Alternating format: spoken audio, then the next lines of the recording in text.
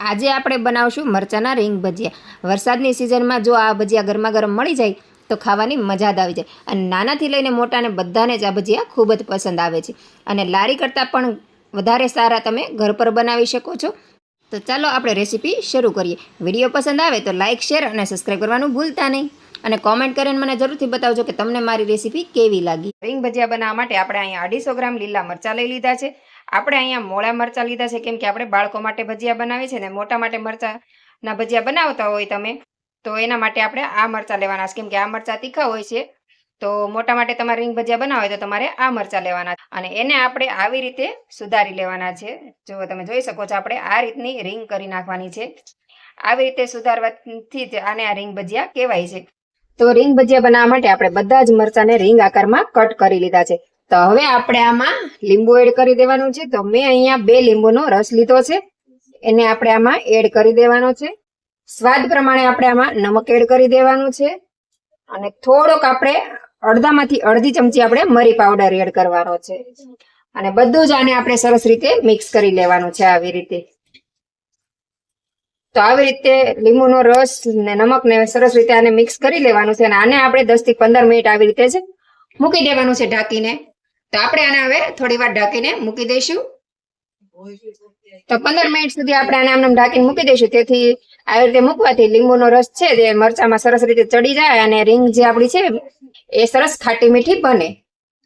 તો 15 મિનિટ થઈ ગઈ છે। હવે આપણે આને ખોલીને સરસ રીતે પાછું ફરીને એકવાર મિક્સ કરી લેવાનું છે અને હવે આપણે આમાં ચણાનો લોટ એડ કરવાનો છે।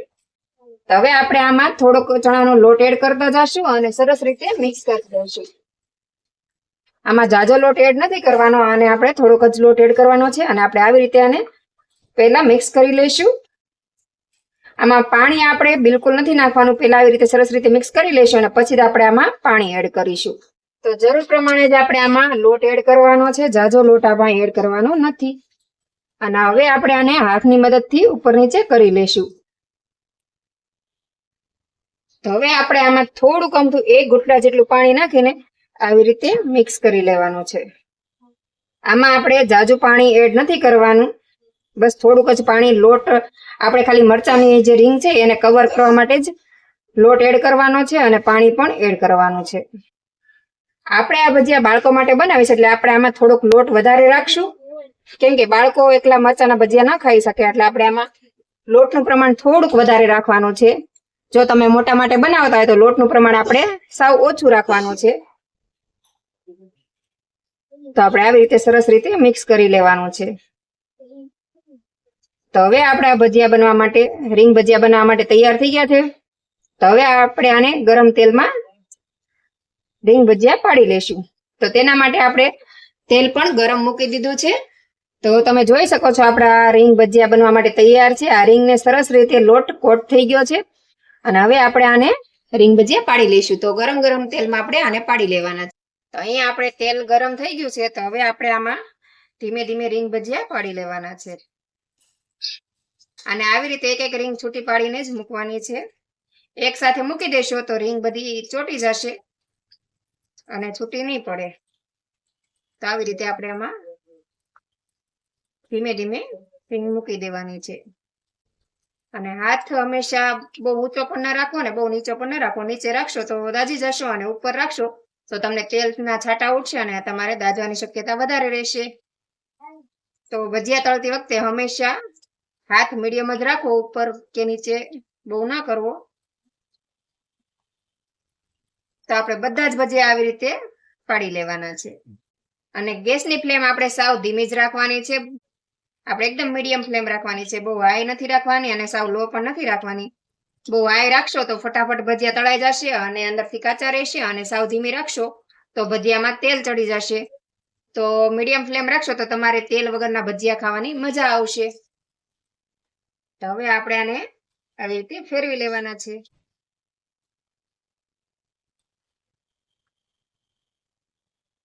આપણે આને બહુ બ્રાઉન નથી કરવાના, આપણે હલકા બ્રાઉન કરવાના છે, એકદમ લાલ નથી કરી નાખવાના। બ્રાઉન રંગના થાય ત્યાં સુધી આપણે આને તળી લઈશું।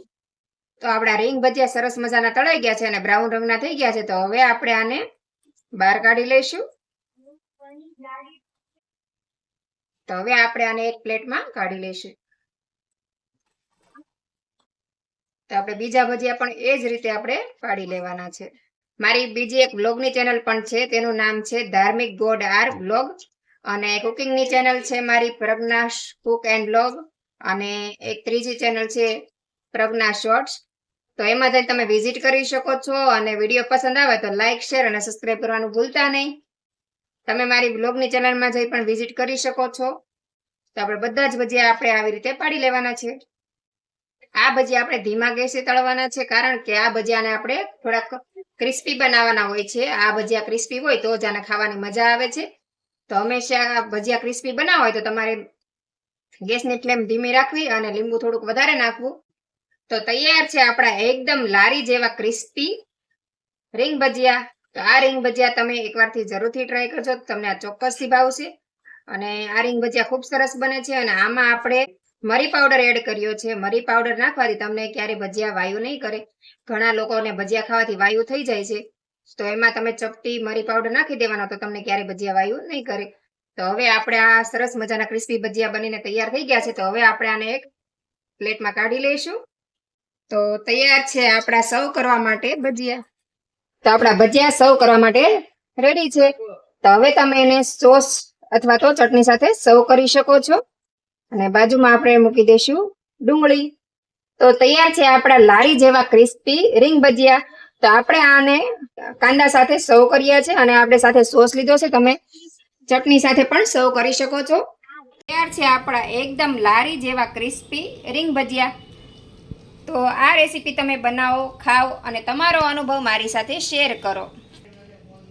તો ગરમા ગરમ ભજીયા તમે ખાઓ, અને વરસાદની સિઝનમાં આ ભજીયા ખાવાની ખૂબ જ મજા આવે છે. વરસાદ શરૂ હોય ને ચાલુ વરસાદે આ ભજીયા ખાવાની ખૂબ મજા આવે છે. તો ભજીયા ખાઓ અને એન્જોય કરો. તો આજનો વિડીયો આપણે અહીંયા પૂરો કરશું. તો વિડીયો પસંદ આવ્યો તો લાઇક, શેર અને સબસ્ક્રાઈબ કરવાનું ભૂલતા નહીં. તો ફરીથી મળીશું એક નવા વિડીયો સાથે. જય હિન્દ, જય ભારત.